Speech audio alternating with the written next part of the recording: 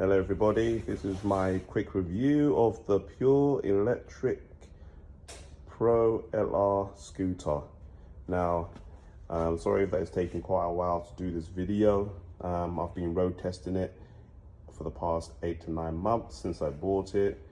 I've ridden it to and from work every day, been up hills, been down hills, ridden it in the rain, ridden it in the cold, through all kinds of weather conditions, and it's been proper field tested. And I'm in a position where after testing it for a long period of time, I can give this quick review. So you've probably noticed from the last video that it looks different. So let me tell you the differences that I've done to this scooter, and then I want to tell you the good features about it and the bad features about it and what they could do to improve. So first up, the changes from the first one, you probably noticed that the LR has wood on there, and I've changed it to plastic.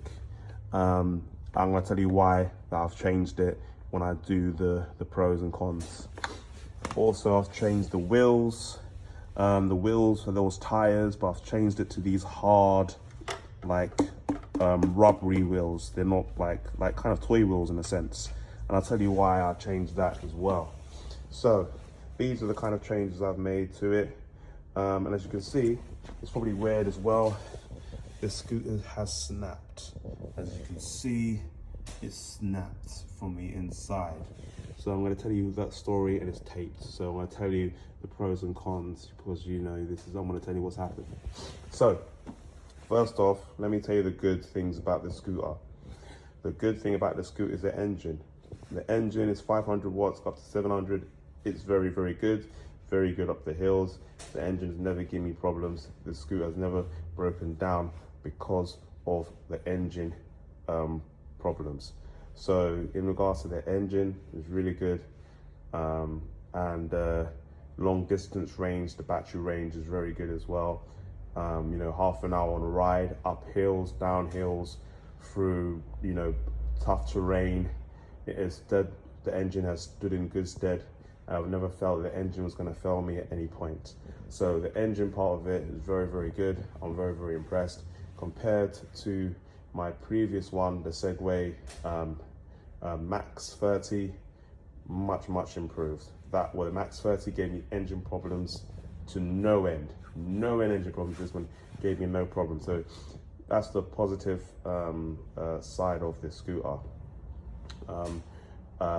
Now, that's the only positive side of the scooter.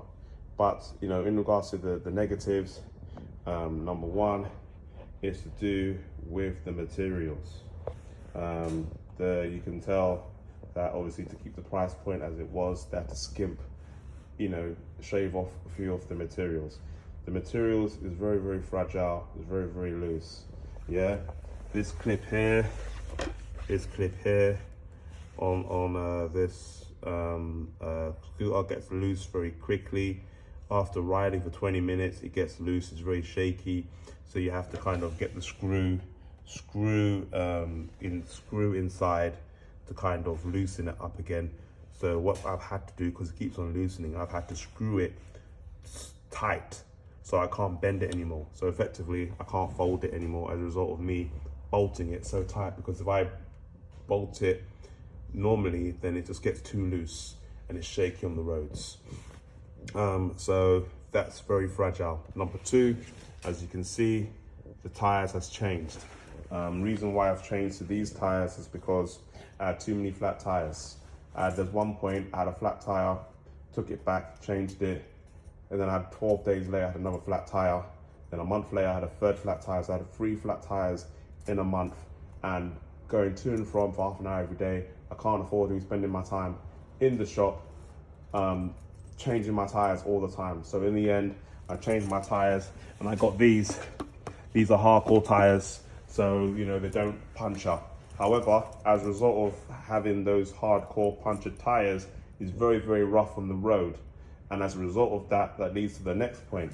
Because it's very, very rough on the road, and these materials on this scooter is very fragile as it is, things break on here a lot more easier.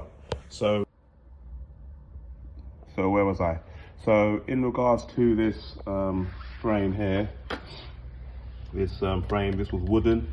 And like I said, you know, it looks nice having a wooden frame, but in practicality on every day, it breaks quick. The wood split.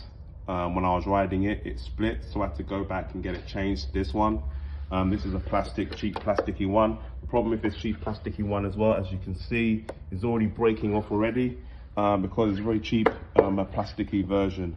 And so using it every day on the roads is not really practical. Using it every day on the roads because it will break quickly. But the wooden one, it broke very quickly, and then in the rain it says it's waterproof, but then as a result of it cracking, because the wood is not very stable, it will get into the engine and it will mess with the engine and the battery as well, because the rain will leak through because the wood is not stable. This plastic one is more stable in regards to wood won't get through, but like you can see, it's got cracks. So when it's cracking like that and you're riding in the rain, it's going to leak through, cause an issue with the battery and potentially the engine as well, which is another issue. So, you know, overall, based on my quick review, you know, the engine is very good. However, when they look to do a new e-scooter, they should look to add some more quality materials, make it more stable, and you know, and I think this will be a good scooter. Compared to my M30 Max, much better, but in regards to the scooter itself, it still, you know, needs work. Also, I forgot to mention about this. This is part of it being unstable. The problem is like, because this gets loose very easily, you're ending up holding it firmer, so because it's so unstable. When you're holding it firmer because it's more unstable, then it ends up bending this, and then over time it bends and bends and bends until eventually it will snap. And this was the situation what happened here, that it snapped. And the reason why it snapped is because it's very, very unstable. And the problem is, because it's unstable, you bolt it so this doesn't bend. So like this normally bends, so like folds like this, but as you can see, the reason why it's bending is because it's snapped. So because I've made it stable and not make it bend, then you put more force onto this part when you're riding, and that's why it bends and bends until it breaks. So it's like it's like, you know, when you try and fix one thing, another thing doesn't work, and then when you try and fix something else doesn't work. You try and change these tires, the tires are more harder, it's more bumpy on the roads, it affects the stability. So it's just, you know, you're trying to fix one thing, another thing happens. So there's nothing that you can do to try to, you know, it's always every time you try and fix something, something else happens.